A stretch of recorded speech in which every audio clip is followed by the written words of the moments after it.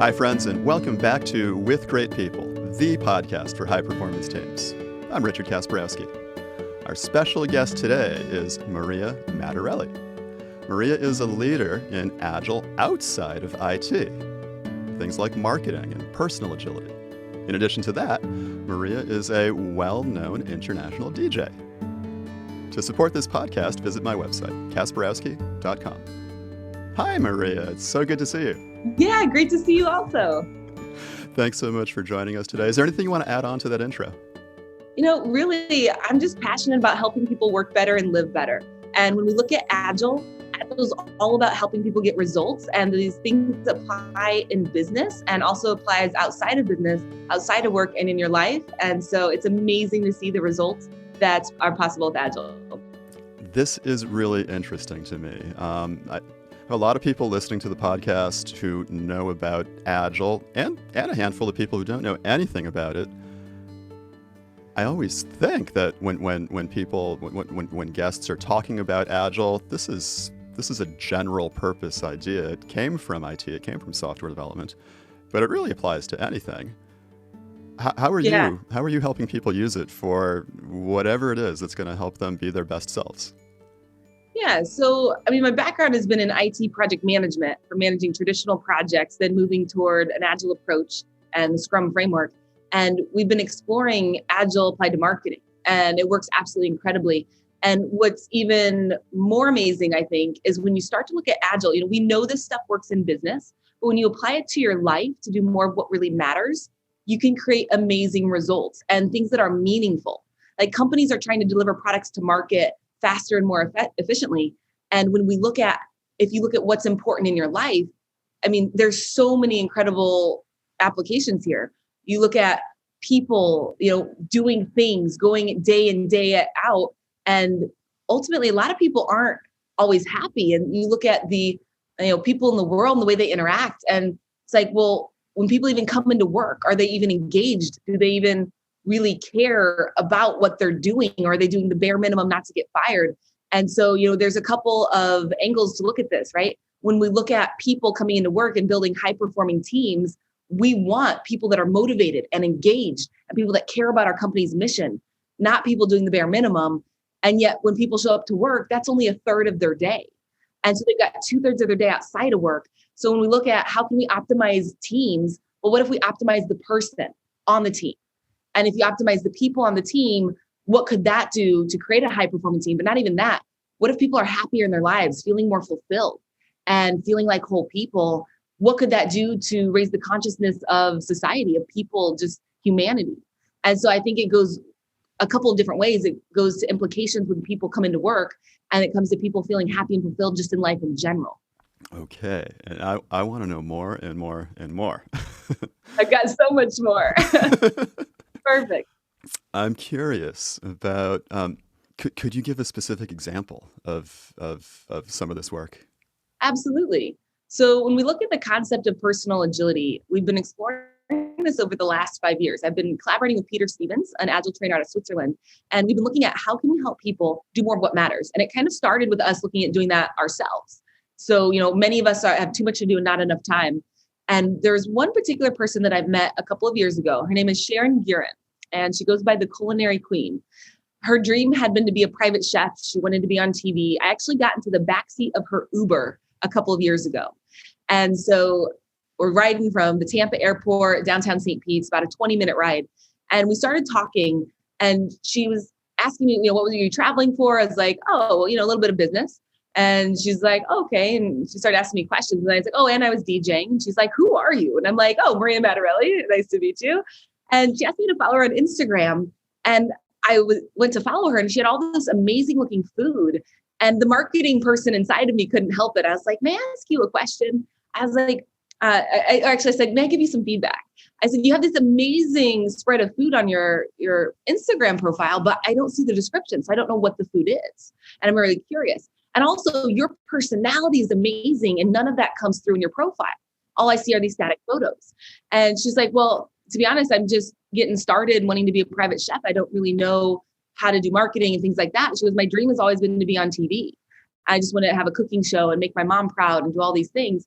I was like, okay. And I'm in the ride and I'm like, all right, don't offer to help, don't offer to help, don't offer to help. I'm like, okay, I couldn't help it. I was like, all right, I tell you what, come over to my place in 3 days. I'll shoot your cooking show on Friday in my kitchen. I'll put it on YouTube for you. Because I was like, why don't you just make a YouTube cooking show and build a portfolio and submit that to TV stations? She's like, honey, I'm old. I don't know how to use YouTube. And so I was like, okay. And so I was like, let me do that for you. And that's how I got a free private chef. So I got these free meals. I was like, I just want to eat the food for free. And I'll put your recipes and the video on YouTube. So it's The Culinary Queen, Healthy Cooking with the Culinary Queen on YouTube. And so we have this cooking show. Pretty soon, we ran out of time to shoot the cooking show because she started a catering business that started taking off. And Sharon actually went from working 5 jobs and barely getting by to over the next year and a half, I was working with her. I actually started teaching her personal agility. Now, I could have showed her Agile applied to business. Here's how Agile works, and here's how you start your business. The challenge, though, was she had all these other challenges outside of business. Her roadblocks were not in business. They were a little bit, but it was mostly in her personal life. It's the people around her that were always taking from her kids that were grown that she was still taking care of and helping out. It was the other people around her that might have been negative or holding her back or that didn't believe in her. And so by teaching her personal agility, I said, Sharon, what really matters? And it's where you look at the holistic view of your life, take the top 3 to 4 things, and then make it visible and look at what are the things. And we have that visibility in your priorities map, and you track what you've done in your breadcrumb trail. So you can actually see what have you done that support the things that you say that matter. So in 2018, Sharon was negative in her bank account in December. 2019 brought in over $20,000. In 2018, she had over $735 of insufficient funds fees when her bank account had gone negative. In 2019, she cleared over 6 figures with the catering company. And then in last year, 2020, she landed a 6-figure client doing private chef services. And now she just got contacted to submit to be on TV and be a TV host. And she also was just in the favorite chef it's a nationwide chef contest, and she's in the quarterfinals. So when you look at a life change, and she's down 55 pounds. So with Sharon, it was not just about let's apply Agile to business. It's like, okay, what do you really want in your life? And let's now apply those same techniques for you to do what really matters, create the visibility and the accountability for that. And then you can see where you're going astray, and then you can see where you can get back on track. And her life is completely changed. And we've been replicating these results. There's another entrepreneur I've worked with in the Tampa, Florida area. When I met him, he was making $65,000 a year. The next year, cleared $120,000. Now, this year, he's on track to make $250,000. I've been personally coaching him and working with him with the personal agility system to create the visibility. And here's the big disconnect that was there. It was, okay, here's what I want, but I don't know how to get there. Like, yeah, I'd like to clear 6 figures. That's a big milestone for a lot of people, but how do I get there? And he couldn't see it. And then, okay, now how do I get to $250,000? Well, he couldn't see it at first. We were working on looking at what's possible. What are the possibilities? And now he's clearing $25,000 a month, which is right on track for that. The other company I was working with, they hit a $35 million valuation in a year and a half. And that was actually working with the executive team. And the challenge that they had was the CEO was taking everything on his own plate because he didn't really truly trust delegation. And so what happened was by using personal agility as a leadership team, as an executive team, and having them pair up, understand what really mattered to each other and a holistic view of their lives, they were able to grow closer and build more trust in a foundational level to where the CEO felt like he could actually step back and empower his team, trust his leaders more. They broke into self-organizing pods and were able to move forward during a global pandemic, hitting a $35 million valuation. So personal agility, the concept of Agile in your life, and even for me, doing Agile training and then becoming a DJ. I was just speaking at the Heart of Agile conference in 2016, and they didn't have any music entertainment. And Alistair Coburn was putting on this event, and he said, there has to be music. The organizers, they forgot that piece. And he asked Nick and I to DJ. Nick Semenza, he and I run the Agile Marketing Academy, and we're sponsoring the event already. And so Nick taught me the basics of DJing. I discovered I loved it, and now I've been doing it around the world. And it's just by applying Agile to achieve that. Agile works for anything, absolutely anything. All right, that is so cool. all those very, very, very concrete examples of personal agility. And it reminds me a lot of some of the ways I've been applying agility in my own life. So I totally get what you're talking about. And I hope some of our listeners and viewers have a I don't know, a better idea of what agility is about and how it might apply to their lives as well. Okay, so this podcast focuses on teams, and of course, teams are composed of individuals, persons. And what I like to do is ask people about the best team of their life. And this is really general. This is broad, right? So a lot of people think about work teams, but I mean any group of people aligned with a common goal, right? So it could be a work team, it could be a not work team, it could be a music group, it could be a DJ team, it could be anything. What's the best team of your life, Maria? Ooh, well, if I had to pick the best team of my life right now, I would say it's my current team. And I've had very dysfunctional teams in the past. And, a lot of times we work with different groups and you see conflict and you have challenges. And I think a lot of it's about how you handle when things aren't going well. And if you don't have the tools, or if you don't have a way of connecting and looking past whatever those challenges are and staying in alignment, having that bigger vision and that North Star of what's really important, then that's where things go awry. And so I would have to say it is my current team right now. All right. Will you tell us more about this current team? Yeah. What kinds of people? Is it the current team for your work? Yeah. I would actually say, I feel like there's a couple of groups of people. So it's like in my personal life, my core group of friends and my core group of people I work with as well. And there's a little bit of overlap because I have multiple businesses, right? So Formula Inc., the Agile Marketing Academy, the Personal Agility Institute, a couple others. And so when you're looking at how are you getting through every day and the things that you're doing, right? Like we have to be leaders for our team at work. But then I posted something online about a couple months back. I remember I asked, is life a team sport? And there were a variety of different responses that people gave. And I've come to the conclusion that yes, I think it is. And so when I look at the people in my life that I care about, that are supportive to me, my business partners, my specific team that I work with every day, there's a common theme. And I think that it all really comes back to alignment. And so when you have alignment, when you are aligned in the mission and the vision and what's important, and you understand each other's skill sets and what they bring to the table to help create that reality, I think that's one of the most powerful things you can have in a great team. I want to know more details. The current team, it's the group of people you're working with every day. How many people is it? What sorts of roles do they play? What might a typical work session or work day look like with this team? Yeah, so we are a distributed team and we work virtually together. And we have up to 10 people. We have a couple people that come and go here and there that are part-time or not full-time. And when you look at the recommended Scrum team size, it used to be referred to as 7 people plus or minus 2. And now we say 3 to 9 people, with the optimal number being around 6. And that's exactly where we're at in that sweet spot. And so what we're doing is we're focused on helping people understand how to apply Agile and doing it in an absolutely incredible way to actually get results. Like not just to, now we're using a different process methodology, but we're actually looking at what's the results and what are the outcomes. And so it's interesting because I have a few overlapping teams and we're building worldwide communities. So with my core team, we're focused on how can we provide Agile training and coaching for organizations. And then also when we look at the Personal Agility Institute and the Agile Marketing Academy, we have a global network of people that are extremely passionate about these topics because they're getting results applying these techniques.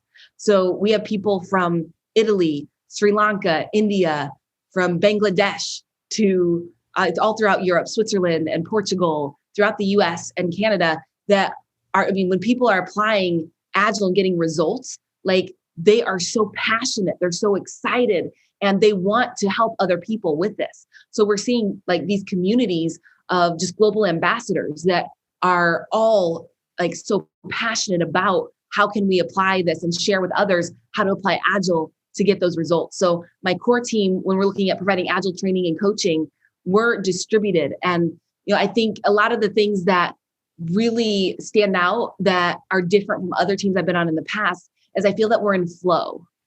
And when you feel that feeling of flow, you have clarity on what the goal is. You know what's required. We have all the right skill sets for the team, and people are motivated and excited to contribute because they actually believe in what we're doing. And so helping people, inspiring them to work better and live better, that's a mission, that's a vision that people can get excited about, that can feel like it's meaningful.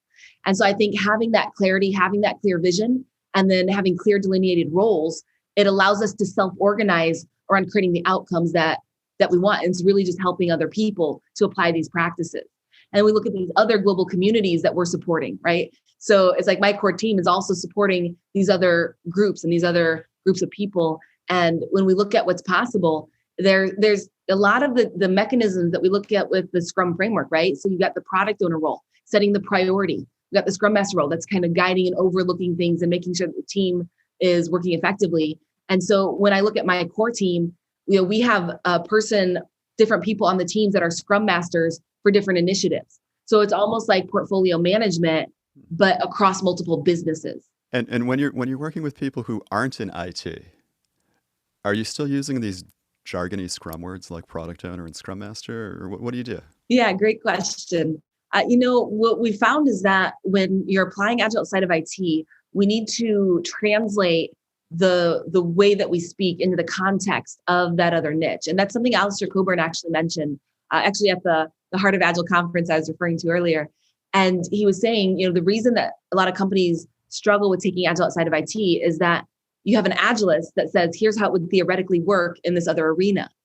But it's not just about saying, here's how it would work. When we do training with the Agile Marketing Academy, a lot of times companies come to us because what's the alternative? Their marketing team goes to a Scrum class and they don't necessarily understand all the terms, nor are the examples applicable to them. And so they have to translate the terminology, and then they have to translate how it will apply to their context. So they're learning new terminology and translating the application. And that's where a lot of people get hung up. And so what Alistair said, that what Nick and I have been doing right is we've been actually looking at, okay, what is the translation of how this applies specifically?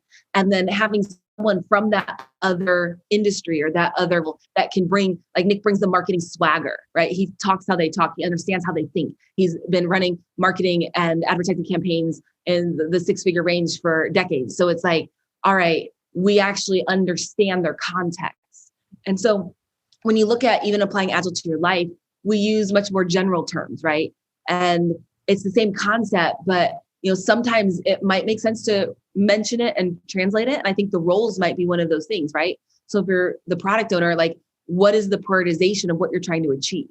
And people can understand that, right? What's the product or service? And then what's the priority? And then how do we have clear direction for what the team's doing? That makes logical sense. But then the other examples on how that's applied or the examples used, we'd want to translate to marketing or translate to whatever other niche that might be. The whole time, I'm kind of grinning, as you can see. I kind of Agiled my life quite a while back. I love it. That's awesome. And it's really kind of funny. We sort of, I don't know, Agiled my wedding a few years ago, and Agiled my life before that. I was moving out of an apartment. My girlfriend at the time, now wife, was helping me clean out the apartment, and I had a wall full of Post-its just because it was fun. It was, I lived alone. My living room was where I worked. The whole wall was covered with my goals and what I was doing each day toward these goals. And she's pulling them off, and she's reading some of them and throwing a bunch away. And she's like, "Oh, this one's interesting. This is in the done column, right? It says join a dating website." That's hilarious. Yeah. So this is I get what you're talking about. And did you add another Post-it that said delete the dating app? I think I did have that Post-it there, and it was in the done column as well. Perfect. That's all you need. Yeah, just one more Post-it. Yeah. So yeah, this stuff works. This is totally generalizable. This is stuff that you can just do to have a better life. It's not about work. It's about life. Yeah. Yeah, definitely. And I'm smiling because I have a wall of Post-its right on my wall. It was like wallpaper, Post-it wallpaper. Well, and it's about keeping what's important visible, right? When you see it, you're thinking about it, you're more likely to do it. You can build in that consistency, that accountability, that momentum. But if you're not looking at what's important, that's where we might get distracted or blown off course. Exactly. And I've got, these little reminders. This is the one that's right in front of me. It's all about helping people be their awesome best. I like it. Awesome That's best. the one I like right in front of me all day, every day. perfect. I want to know more about your best team, this current team. Uh, if you could characterize this team in one word, sort of summarize the sensation of working together in one word, what's your one word? All right, so that's tricky to just do one word for the best team. You're asking me one word. It's like someone saying, Maria, what's the favorite place you've traveled? I'm like, gosh, Italy, Fiji, Cape Town, South Africa. Like, do I have to pick one? Can I do top three? But if I had to pick one word, what I'm going to say is, I've got a short list. Maybe we can narrow it down. I'm thinking engaged. I'm thinking motivated. I'm thinking aligned, and really, we can land on motivated, right? And so I think, like, how do you get a team that's truly is motivated? Well, you need them to be engaged. You need them to care. You need them to be aligned with what it is that you're doing for them to be motivated. So I could say maybe we could have those as supporting words to the grand word of motivated. But it's really people. I think it's when they actually care, when they're actually involved. It's when they're not doing the bare minimum.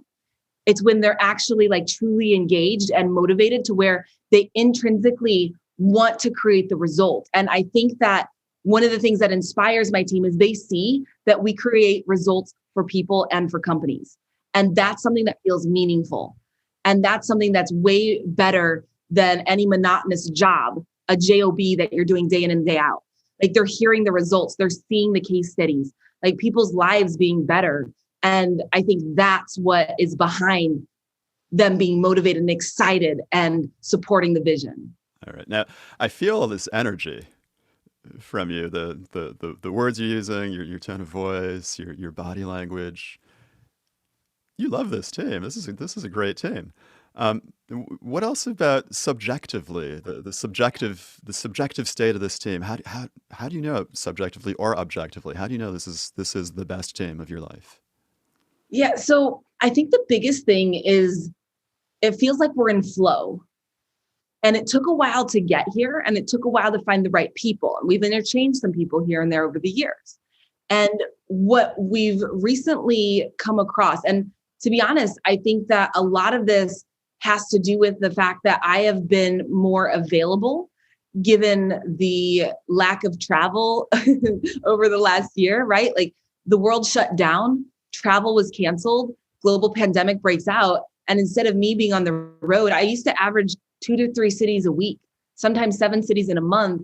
And I mean, that was 80 cities in a year and 15 countries in a year. Like, that's not sustainable to really grow and foster a team. So if I were trying to look at like what's changed, it's possible I might be a better leader. And I've been doing a lot of self growth as well, like personal growth and personal development, and really looking deeper into what I can do to be more effective. And I've actually attended, Michael Sahota, he does the Agile leadership course. And I helped him coordinate that training in Chicago about 4 or 5 years ago. And that hit me so much at the core that I actually went back, and I didn't need to attend again. Like, I was just helping coordinate and facilitate. And I actually went back to that class 5 times. And the reason was because every time I grew more as a leader. And so what I'm realizing is my team is in flow. And I think that there's things that I'm doing better to help foster that. I'm around more. I'm listening more.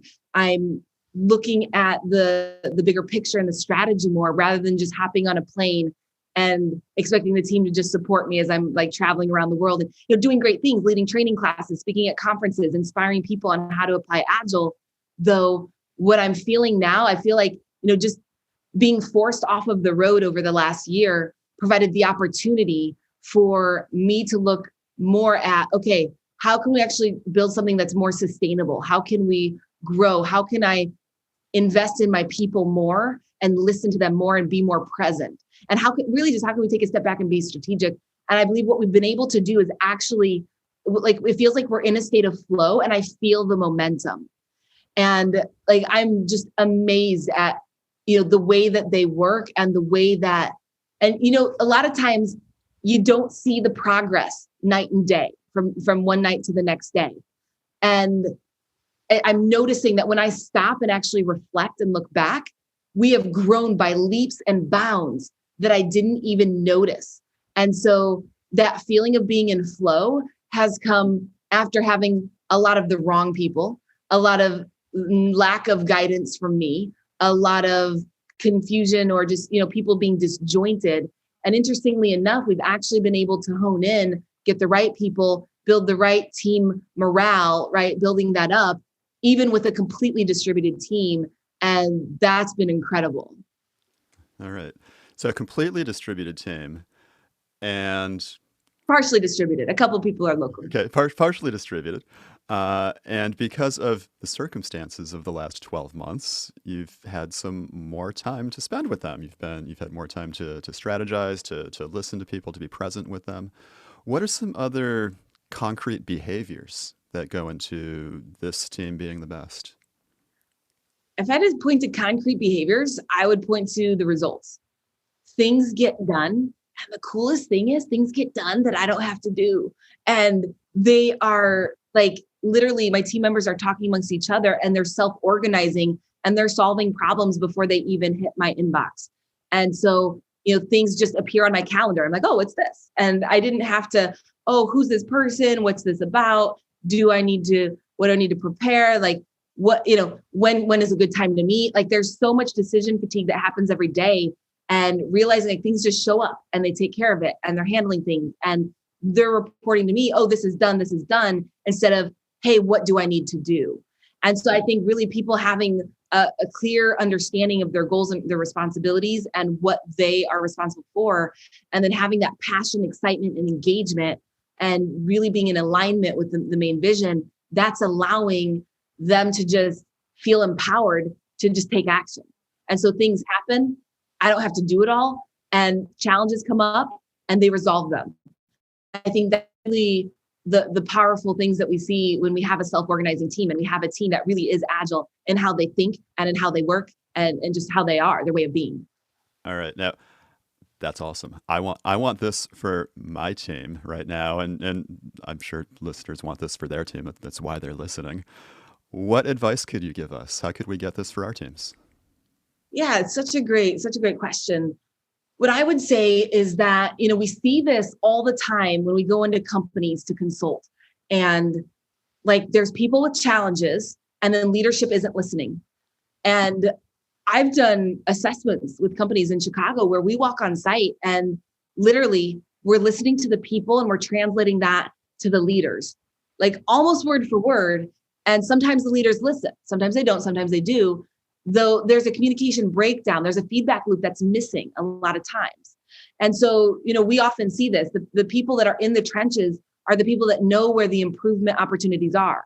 The people that talk to the customers are the people that know what's actually needed for the next release. And the feedback loop is often broken.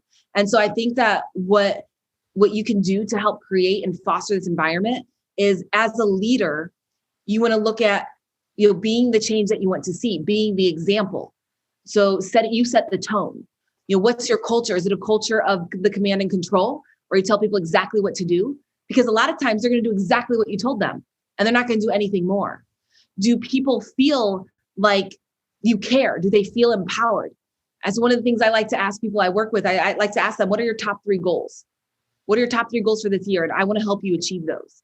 And so, even looking at what's important to them, what are they wanting? What would help them feel fulfilled? And how can you support them in that? And so, even a team member that I have who's just doing a great job at their role was saying, hey, by having a real conversation, like, this is actually not the job that I really wanted, this level. I really want to do more. And I've had jobs that have been at a higher level before, but XYZ situation happened and here I am, and I found this opportunity. And so it's like, okay, so you want to do more, you're willing to put in the work, take the initiative, like actually show that you care and actually take the steps to be proactive. Okay, how can I empower that? And so what often happens, I think, is people, they want more, they want opportunities for growth, they want to be valued, they want their ideas to be heard, and we don't listen. And then they stop caring. And then they start to shut down, they stop offering ideas, and they just do the bare minimum. And so when we start to look at that trend, when you have people that have been working in an organization and they're they've been doing the same thing. I remember one of my first jobs out of college, I was working at a Fortune 50 company, systems technology department. And I was in there like working with this team, and it was the enterprise server release, Windows and Unix server upgrades. And I remember that, as we were planning out these projects and as we were working, I had, deadlines that I was responsible for, right? We're using a traditional project management approach. We ended up using Scrum and different Agile methods later on. But I remember I wanted to be successful and have the projects done on time, within budget and within the timeline. And I remember had one particular team that we were missing our deadlines. And there's some of the team members from my main project that were on this other side project. And I remember asking, okay, well, when can that be done? What % complete is this? And they're like, oh, we're going to have to push it out to Friday. We're going to have to push it out to Friday. And then after a meeting one day, there's one guy, and he was a great person, and I really enjoyed working with him. And he would always shoot straight. And he said, hey, Maria, you got a minute? I'd like to, have a quick conversation with you. And I was like, okay. He's like, I appreciate that you're so excited and have so much energy and everything. But, a lot of us, we've been here for a little while, 10, 15, 20 years, and we don't have that energy. We can't run a sprint. We're on this marathon, and we have to walk and sometimes jog sometimes, and we can't run or sprint. And you're here with all this excitement and energy, and, and he's essentially saying, please stop making us look bad. Please stop hard. And I was like, I remember being confused and a little puzzled after that meeting. And I was like, wait a minute, isn't this what I was hired for? I mean, this is a company I'm managing $5 million projects in a year and trying to do them effectively. And to fast forward a little bit, I mean, I heard what he was saying, but I couldn't deliver less quality. And we actually went from the enterprise server release projects, they were 2 releases a year. We actually went from 2 releases to 3 releases a year, streamlined the process, free up our on-site people for more strategic work. And we cut from $3 million a year to $1.5 million of annual residual cost savings. And so it's well, no, I don't want to slow down because I want to create results, right? But that's the pressure that people have. I saw this with a team in Chicago I was coaching. We transitioned over 70 teams from a traditional project management approach to using an Agile approach. And there is one particular team I was coaching, and I worked with a group of coaches as we were doing this. We provide training, foundational understanding, and then work with the teams as needed. And we had this young girl that was just out of college, and she was on the team. She was all excited. She had all these ideas, and she was always speaking up and giving ideas. And the people that worked there were like, oh, okay, we're not trying to add a bunch of new work here. We're just trying to get through this sprint, And, a couple of weeks later, a couple months later, I was working with the same team. And I started to notice she stopped offering ideas. She didn't speak up anymore. And when she was at her desk, she was slumped down. She was really slouched back, fingers on the keyboard, just she didn't care anymore. They had beaten her into submission, metaphorically speaking, around nobody else wants to work more. So why are you creating more work? Why are you creating these new ideas? Why are you making us look bad, right? And so when you look at teams in an organization, there is that pressure. Even when we look at the most high-performing teams that exist, that can be a threat to other teams, other managers, other departments, because now they have to step up. They have to do something different. They have to change. People don't typically like change unless they have a reason, they truly understand how it's going to help them, right? We look at the SAT-tier change model. You have a transforming, a foreign element that comes in, and you have chaos that ensues. And it's not until you have that transforming idea that the team can really rally around it and hit that state of higher performance. And so when we start to look at how teams interact and the dynamics, it goes so deep. And one of the things that we've done is we looked at the motivational value systems of our team members. So this is research by Dr. Elias Porter, and he studied relationship awareness theory and developed it. And he talks about how when you understand what really motivates people, is it achievement? Is it wanting to achieve things? Is it nurture? Is it because they care? And are they analytical? Do they need to see numbers and facts? Or are they a hub? Are they a mix of all three? And so we can start to understand how people like to be spoken to. What do they respond to? If I'm very achievement based, but if I'm talking to someone who's nurture based in their motivational values, and I'm saying, hey, we got to hit this deadline, we got to achieve this goal, that's not going to appeal to them. If we say, hey, there's all these people we can help, we're changing lives, we're helping people, we're minimizing the suffering of people at work every day, feeling overworked, people not listening to them, we're giving them a framework on how they can work more effectively, how they can feel what they do, they can see results because they can actually deliver something on a regular cadence and not feel like it's a never-ending list of work that's never getting done. When you can tap into something deeper in people, Like that's how you connect with them. And so I think in the larger organizations, people get shut down because it's like the story of the monkeys in the room, and you put bananas at the top, and right, they've done these studies, and they've got a ladder. And so the monkeys run up the ladder to get the bananas, and then they spray the bananas with the hose, and then they eventually stop trying to go for the bananas because they don't want to get sprayed with the hose. And then you take a monkey and you got a new monkey, and they immediately go for the bananas. Why aren't you guys going for the bananas? You're crazy. And all the monkeys are like, no, and they start to hold the monkey back. And they don't want the monkey to get the bananas because they don't want to get sprayed with the hose because they've been burned before. And so then they started replacing each monkey and taking out each original monkey with a new monkey. And they would always hold the monkey back from going to get the bananas. Pretty soon, there were no original monkeys in this room. They were all new monkeys that had never been sprayed with the hose. And they would stop new monkeys from trying to get the bananas, and they didn't know why. And so when we look at how teams interact in an environment, in a larger organization, these are the challenges that you can face, right? And so there's politics, there's other things that come into play. And when we look at like a small core dedicated team, which is the optimal team size, right? So we run my companies with Scrum. So we have our core team that is the optimal team size. We've got other team members and other sub teams and other groups that we interact with. And it really truly is like a scrum of scrums in reporting from the different entities and the different groups and the different things that we're doing, different projects, different initiatives. But like, I think that people are people first, right? They're not your employee first.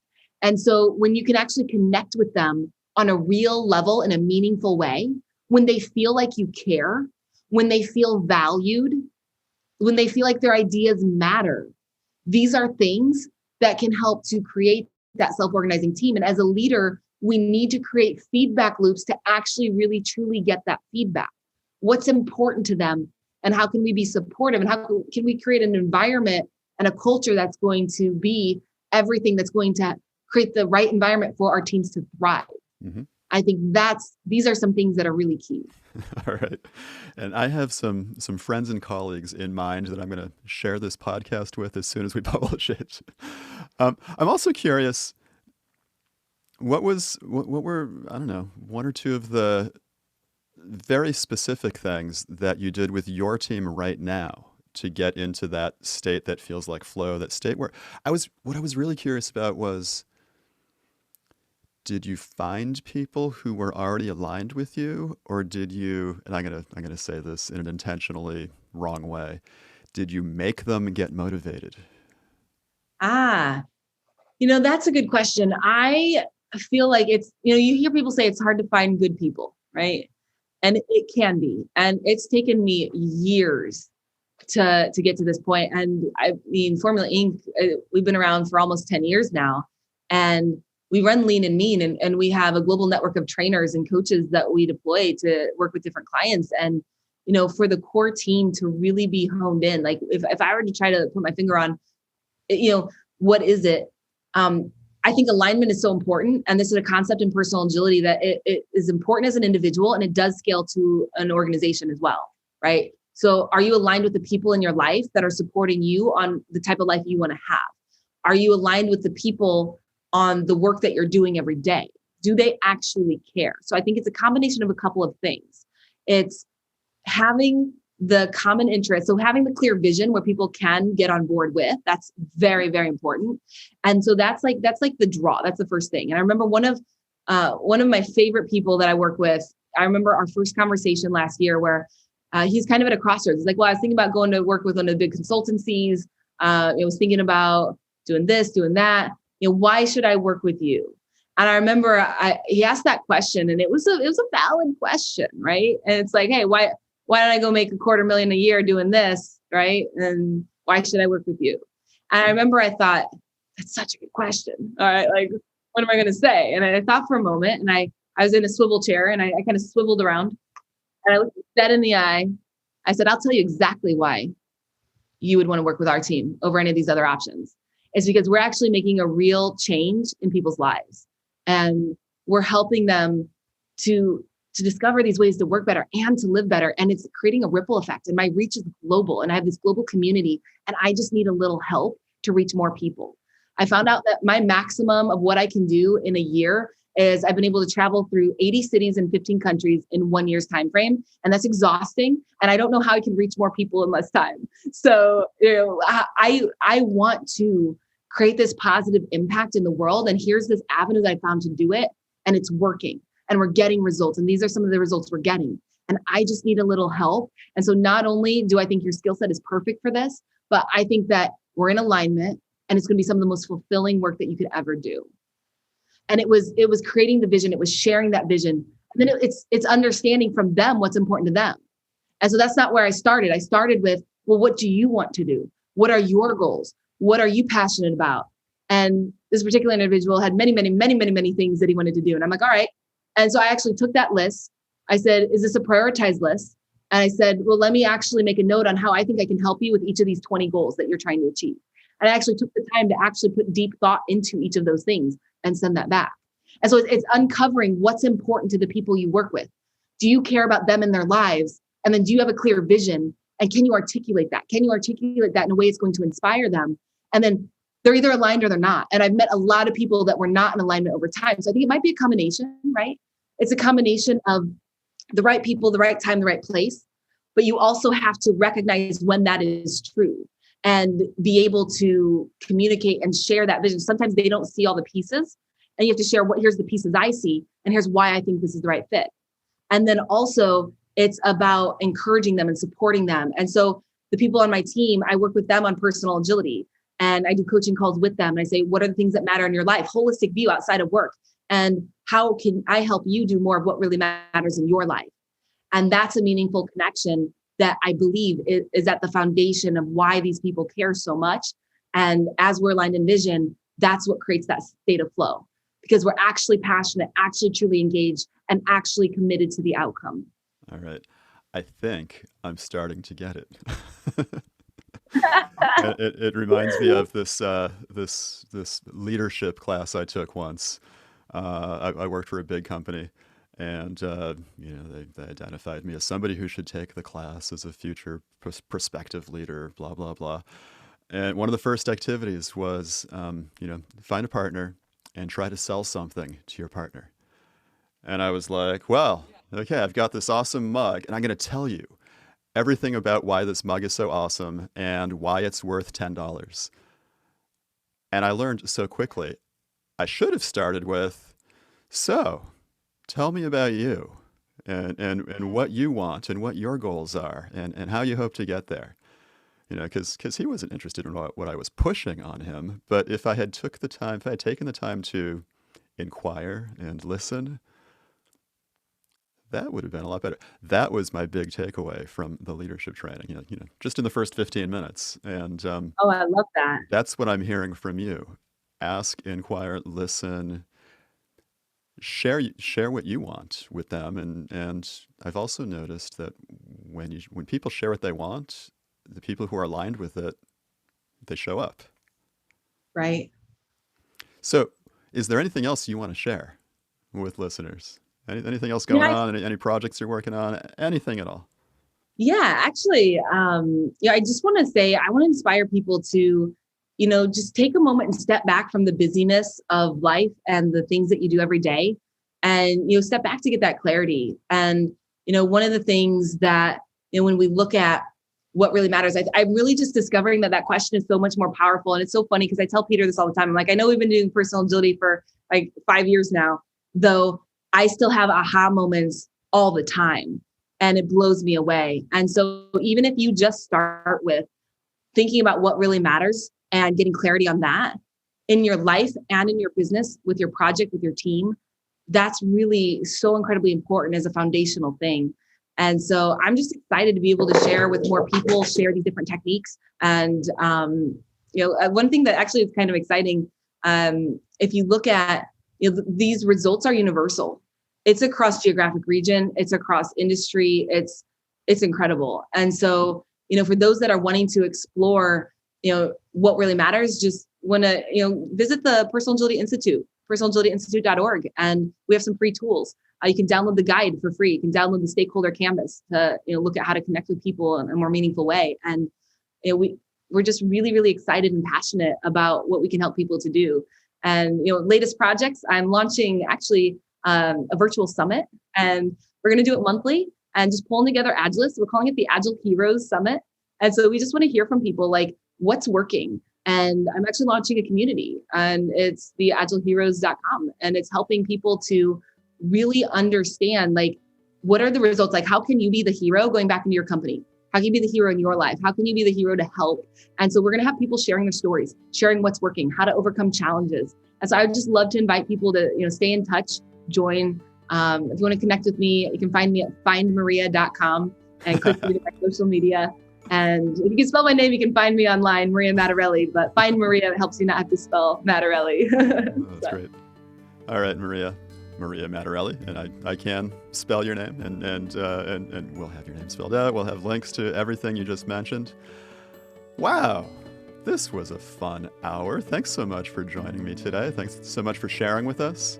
Maria Matarelli, thanks so much. And remember, dear listeners, to support this podcast, visit my website, Kasperowski.com.